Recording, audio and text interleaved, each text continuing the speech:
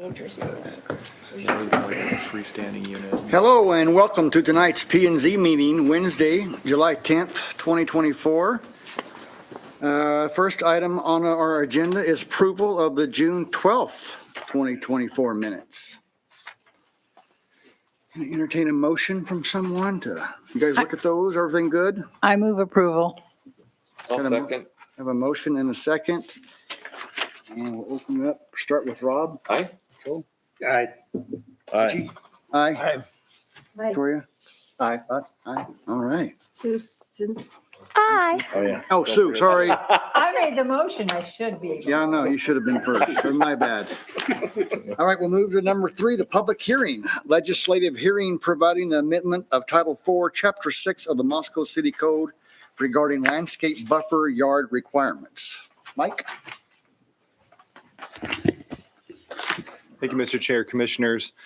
So this is an amendment of Title 4, Chapter 6, Moscow City Code regarding landscape buffer requirements. This is a code amendment we've been working on for the last little while. We have a public hearing for it tonight.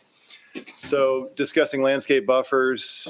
So this is a typical requirement whenever you have varying uses of different intensity. So for instance, residential uses adjacent to commercial uses. So this is Moscow Building Supply here to the north, and we've got apartments here to the south and a old motel here to the west. You can see the pretty substantial buffer yard between the west and the north between those uses. So just to give you an idea what we're talking about. And this is applied when there's zones of different intensity. So we've got a R4, which is multifamily residential, and then you have a commercial zone, which is motor business to the west and to the north. And so that's an example of where landscape buffers would be applicable. So it's really intended to provide a visual buffer between uses of different intensity, reduce erosion, stormwater runoff, protect property values, and eliminate potential land use conflicts by mitigating adverse impacts from dust, odor, litter, noise, glare, lights, signs, buildings, or parking areas. And the buffer yard requirements have not been updated since I've been here. I think quite a ways before that is when the last time they've been updated. We wish to update the requirements and also provide a little bit more flexibility in application of the standards. And I provided some examples before. We'll go through those again tonight. So this is how they're applied, a matrix, a buffer yard table. And there's a zone of the proposed use and a zone of adjacent property. And you would just go to the zone of the proposed use and then go down to the adjacent property, and that lets you know whether or not you have a landscape buffer that's required between the properties or not. And there's a few gaps. So there's a blank column here on the left side that somehow managed to get in there. We have a zone acronym here that doesn't exist. And so there's a few different updates that we needed to make as to the table. And then the A, B, and C buffers. So it just really varies depending upon the intensity of the zoning districts adjacent to each other. But A is the lightest buffer and C is the most intensive.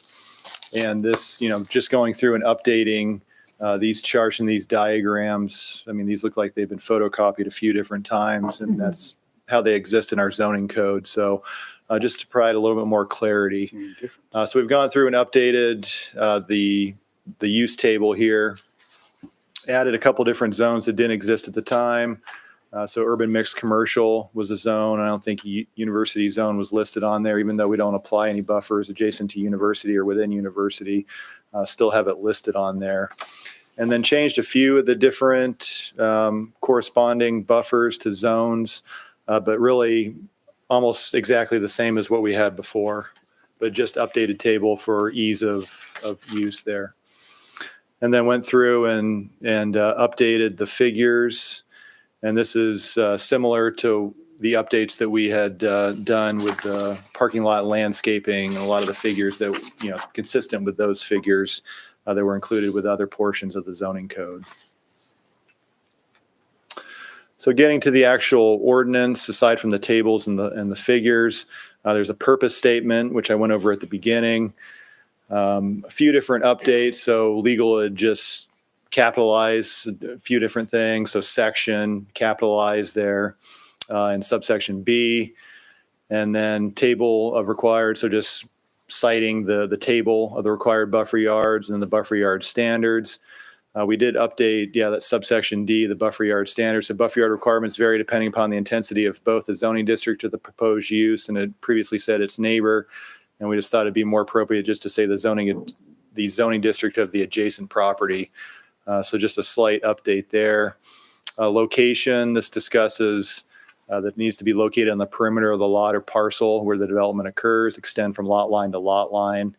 Does provide a little bit of flexibility about alternative location if the applicant demonstrates there's an equivalent or superior buffering between the uses. Can't be located on public or private street dedicated right away or division triangle. Then the plant size. So this is just updating this section to be consistent with kind of current industry practices in the landscaping world. So canopy trees, 1.5 caliper is fairly standard. Understory trees, 1.25 caliper is the standard there. And then shrubs, 1 gallon in size for perennial and at least 2 gallons in size for deciduous or evergreen. Previously, this is one of the updates we had done with the parking lot landscaping. It's real challenging. You get different types of plants and they're always in these gallon or caliper sizes. And so it was always a challenge whenever somebody would plant these, but previously we had 15 inches in height for the deciduous. Going out there with a tape measure, making sure everything was 15 inches. So just updating that section to really how the industry, buys and sells those types of things. So, going down existing vegetation. So you're able to use existing vegetation to satisfy the requirements.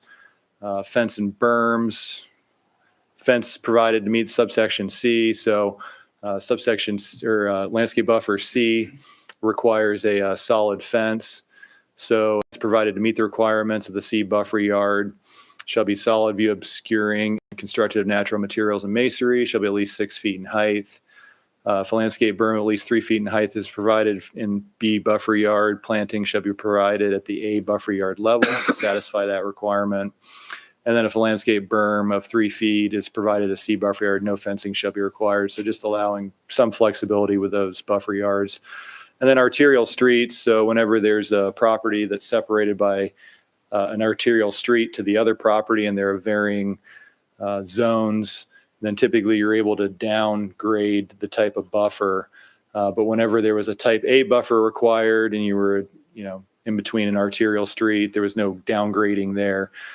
So we ended up going through and adding, if an A buffer yard would be normally required, an A buffer yard may be reduced to 5 feet in width, just allow some, reduction just because there is an arterial street in between the two properties. And so typically the landscape buffer is 10 feet in width. So just allowing that to be cut in half in that circumstance. And then preparation of a buffer yard plan. So this is just stating that a buffer yard plan is required. And then based upon the conversation at the last meeting, we added that native plantings and xeriscaping are encouraged for water savings, reduced maintenance, reduction in fertilizers and pesticides, increased pollination, and reduction in yard waste. So that was similar, actually the exact same wording that we state in the parking lot landscaping section. So that was just based upon the discussion from last meeting, added that in there. And then we have subsection K, which covers the time of completion and when that needs to be installed. Maintenance of buffer yards, so just stating that it's an ongoing obligation of the property owner to maintain and keep those plantings alive. And then we added a new subsection M, consideration of adjacent uses. So in circumstances where the proposed use of a property and the existing use of the adjacent property are of similar intensity and compatibility, the zoning administrator shall be permitted to allow deviations in buffer yard standards, including the elimination of the buffer yard if deemed appropriate. And we had a couple examples here. The first was the former MZ project, where you had a few different zones. You had residential R4 to the west, and then motor business to the north and to the east. And the property itself was zoned industrial. We're transitioning a lot of those industrial, agricultural, historical agricultural uses to the south of town, has been a goal of the comp plan. So this is just still an industrial zone that probably shouldn't be zoned industrial. but the office use was allowed in industrial, so they didn't choose to rezone to like the motor business zone. And so you ended up with a requirement for a buffer yard, obviously to the west, adjacent to residential, but to the north and to the east. I mean, industrial is such an intensive zone, and you allow such kind of heavy industrial uses in that zone that they even need a buffer between industrial and the motor business zone to the north and to the east. And so this is the buffer to the west. You can see the 3-foot landscape berm in lieu of the 6-foot tall fence, which really opens that up, still prevents the nuisance glare from the headlights from the automobiles, but eliminates that fence requirement, which wouldn't be nice right up against the street for either properties. And then this is the buffer that's required to the north, adjacent to C Street, just because of the motor business zone. And then we didn't require a buffer to the east, mainly because there's just a parking lot. At the time, it was a heavy equipment yard still used by St. John, and really just this is a property that is transitioning to more central business, and it's more of an urban development where you have the buildings right up against the sidewalk, and so it really wasn't appropriate to have the landscape buffer in this scenario. And so that's really why we added that subsection, to allow some flexibility and to make calls like this when there are uses that are of similar intensity right next to each other, which this one is, plus separated by a national highway. And then another circumstance, just properties that you have fragments of zones that maybe shouldn't be zoned that way, just odd configuration. So this is the animal clinic and hospital. Just to the south is a motor business zone. I think it's Omega Electric. It used to be an RV repair dealership there for this building. But there's this fragment of motor business that kind of comes over, and this is actually doesn't reflect. Actually, it does reflect it. It's state highway, so this is part of ITD property, so nothing can be built here. And you've got Paradise Creek, and you've got the path here to the south, and so the only reason is it's zoned motor business is that you would have to have some type of buffer requirement for the animal clinic and hospital. And so it's just circumstances like that we looked at and said that, we need to provide a little bit more flexibility to make calls by the zoning administrator to not require maybe a reduction in the buffer yard requirements. So with that, staff's recommendation is the commission conduct a public hearing, consider public testimony if available, and recommend approval of the proposed ordinance to City Council. I'd certainly try to answer any questions you had. I have a weird question on the, where you talked about reducing buffer from 10 feet to 5 feet on an arterial street. Does that apply to and I know you can't do anything about it because it's state highway, but where First Street hits Jackson on either side, the concrete and the plantings within the first 5 feet block the view of the driver, so everybody actually drives into the crosswalk in order to see. And I know that particular instance, I've asked about it. It's state highway, and so the city can't do anything about it. But were there to be other arterials, if there was going to be a 10-foot setback, but you're reducing it to 5 feet, could you make the first 5 feet be empty and then right next to the street, and then the next 5 feet have the buffer, or somehow keep it low enough so drivers can see? Yeah, they can certainly. So the width of the buffer just gets reduced. So it's not affiliated with the setback requirement. So it's just that the property line starts and then you have the buffer. Instead of a 10-foot wide buffer, you have a 5-foot wide buffer. And I think you specified a B category for that 5 feet. It'd be an A. So that'd be the least intensive. Okay. Yeah, there's another section that states that, it needs to be located outside of the site triangle. And so that's the Okay. intersection site All right, triangle. that takes care of it. Okay, good. Thank you. Yeah. That was the, Okay, has anyone else got any questions for Mike? I appreciate you have the native planting part in there. Very important. All right. All right, thanks, Mike. Yeah. So now we just open the public comment and then close it? Yeah. What we do? Yeah. Okay, well, we'll open it and then we'll close it. Because there's no one here to talk to us, unfortunately, so. The next thing, we need some kind of a motion here. What you guys think? Unless you guys want to discuss it amongst ourselves, you guys got anything to say or add or questions, concerns? We Anyone? talked about it pretty good at our, we got covered pretty well, I thought. So we were pretty happy when we sent it to Mike to present Yeah. it. So I think I can't imagine that we're feeling nervous. Oh, because what is oops, there he is. What is the UMC zone? Because that's new since I was last. It's Legacy Crossing, so it's the urban mixed commercial. Oh, okay. So it's just, All yeah. right, so here's my question, since you don't have anything in the university column. What goes in along where A Street meets, I think it's Farm, where the Home Depot is going to be? Right now, there's a big tall hill, but what goes there? What would go there?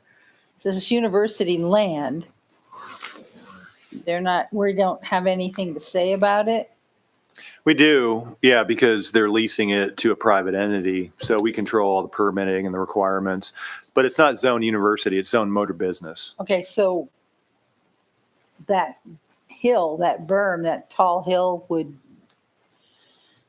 cover all buffer. Yeah, there'd be there is buffer requirements. We have a design manual for large scale retail establishments. And so, yeah, substantial landscaping that'll have to go up there that, landscape plan's been approved Especially for. controlling erosion, yeah. Yeah, Okay, yeah. thank you. All right, anyone else? Anything? Okay, so we need to entertain a motion here of one way or the other. I move we approve the proposed ordinance with no conditions. We have a motion I'll second. and a second. Okay, we'll start with Sue this time. Thank you. Aye. Aye. Into the microphone. Aye. Aye. Aye. Bill? Aye.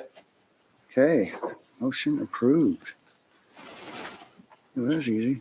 Okay, report, Transportation Commission, meeting The, report. the Transportation Commission did not meet last month, therefore there's nothing to report on that. The Transportation Commission will meet tomorrow afternoon at 4 in this room. And the main item that I think would be of interest is a scheduled discussion of the ring road, the history, Wow. the Oh, wow. logic, and the current status. Interesting. Interesting. Well, that'll be fun next meeting to hear about that. Yeah. We'll see what that comes up with.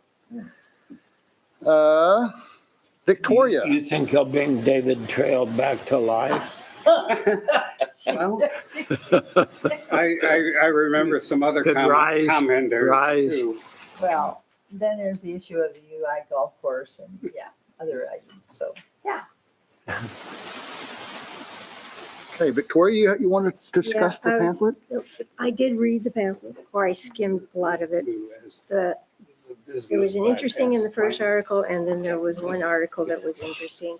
And since probably nobody else is reading it. I just got it. I just got it too. Oh, okay. The interesting thing in the first article was that, and of course, these are cities, and so they have lots of resources, and tons of people show up to things, which doesn't happen here. But I noticed that they talked about using the transit center in one of these cities, and I thought, oh, how come we don't ever use the transit center? You could set up, because they were using it for a transportation thing, and you could set up, pylons or, whatever you were discussing and have it sitting outside. And you have parking. There's parking there. so people could come. So anyway, I thought, well, that's an interesting idea. If we get a topic where transportation, it wouldn't be just us. I mean, it could be anybody in the city, have a topic where that would lend itself to use. I think the city owns the building and the university owns the land, right? So I'm not sure how that works, but we've had, I don't know. Anyway, I just thought that was a really interesting idea that never occurred to me because, of course, one of the problems is where do you park? And you got a parking lot. And you got all that grass. So you could set up a display or pilots, sample. I think I remember is what is it, the junior high where they put the roundabout, they made straw bales or something for the roundabout. So there have been, and then when we had the 3rd Street thing, they set up some things out in the hallways so you could see how Wrong way. how long spaces were. And so like from this street to that street, they set it all up out there. So visual things like that are pretty cool. Yeah. And I just thought, well, there's a spot nobody's thought about that maybe we should tuck away in the back of our brain and if something comes up for it. And then the other article, which I just lost my place, engagement before action. Yep. Did you read it? Mm-hmm. I thought that was a good article. And it said it's especially true in planning and transportation. The way to think about it is that everybody is an expert on their own street and their own neighborhood. They know where the potholes are, where drivers drive too fast, where children play in the streets. We hear all this at hearings. Near misses. They do record when you have some kind of a pedestrian car or car or bike car. That's all on record. I don't think the near misses get recorded. And there are a lot of near misses, and it's your neighbors that are going to know that, which would be good at least an opportunity for people to speak. But I thought that was a good point. And then it talked about pilot tests. Okay, so things like that.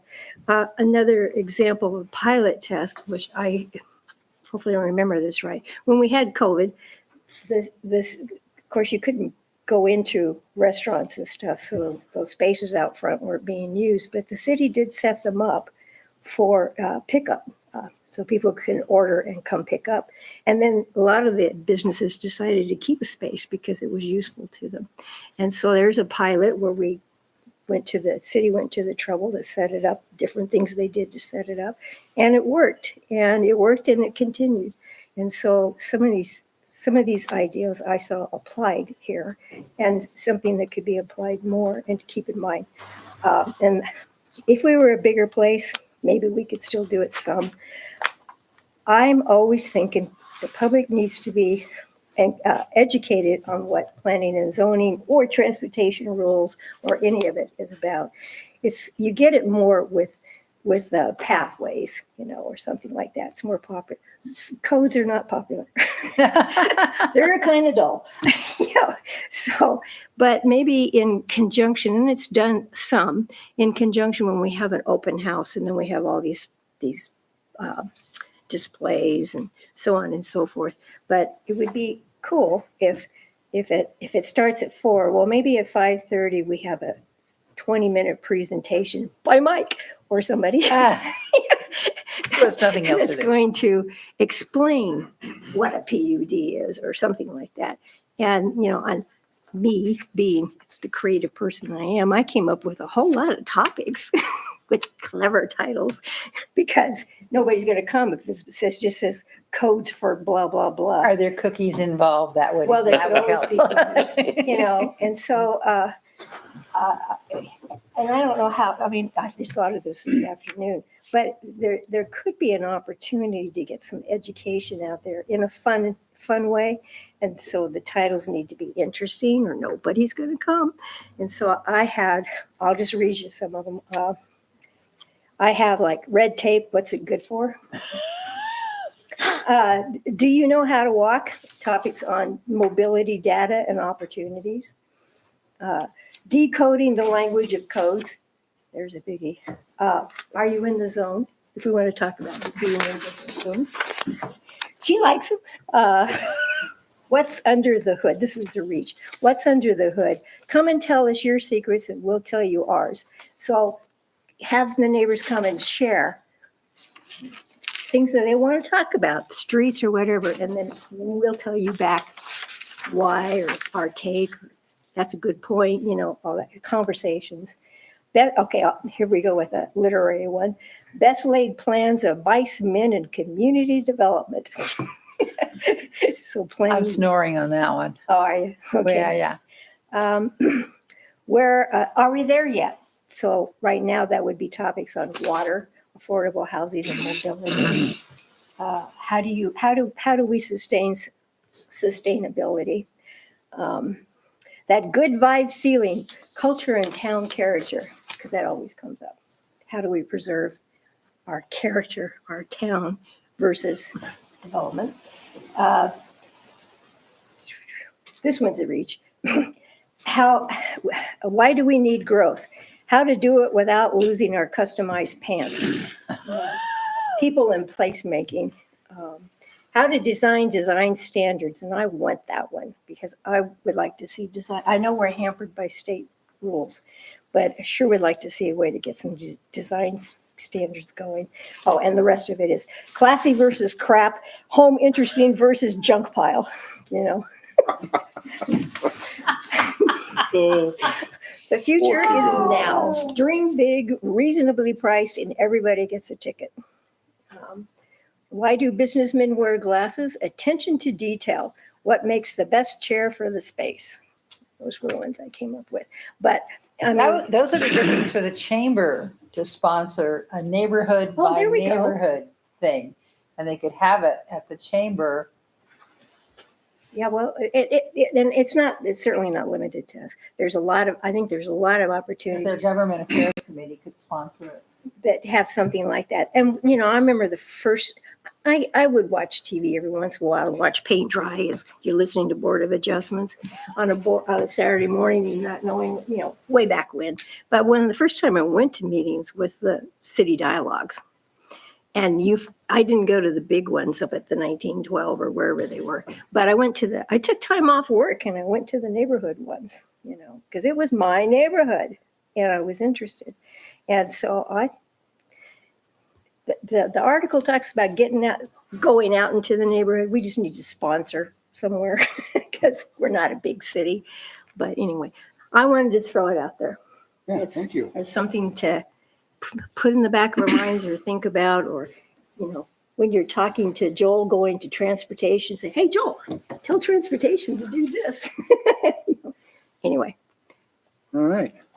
Well, I want to give a big thank you to, Sue, go ahead. I just wanted to say, part of the magazine that reached out to me was, how do we publicize and get the public to know? Because putting legal notices in the paper is not going to reach very many people. And you're talking about using Instagram and using other opportunities to, sometimes I wonder about, you know, the big sign that used to work outside the high school, and then also the big rotating sign, the advertising one by Furniture Center.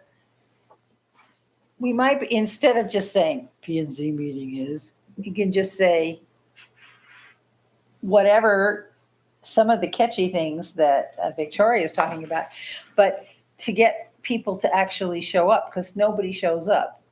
They don't know about it till after it happens, unless they're within 300 feet of the actual property or the actual thing. So, especially when you're dealing with comp plan things or things that are more not specific, so where you can't discuss it with the public. But I thought, yeah, getting stuff out there in another way was a good thing. Education is important. To stop, so that the NIMBYs just don't show up. So that's only the people that show up are the NIMBYs. That was Okay, thank you. all I had to say. Okay, well, I want to give a big thank you to Cole for stepping up last month running the meeting. I got sidetracked on my weeks and my days and a couple graduations, and I just kind of lost control, I think. So thanks to Cole for that. And I wanted to go back up here and I skipped over the public comment because we don't have a public, but I wanted to tell everybody that we do set aside 15 minutes for you to speak on anything that we don't have on the agenda or not currently pending before Planning and Zoning Commission. So we do give 15 minutes for that if anybody has anything they want to come and say. Upcoming, our next meeting is July 24th. I'm assuming we're meeting then, and I don't believe we have anything on the agenda, yet? so I think we'll probably cancel that one. Yeah. hey, maybe we'll cancel that one then. Mike, do you have anything else? Nothing from Announcements or staff, anything? no. It'll still be 90 degrees. All right. Okay, well, I will adjourn the meeting then, I guess. Okay. We're done. Nobody can afford to pay for a mortgage.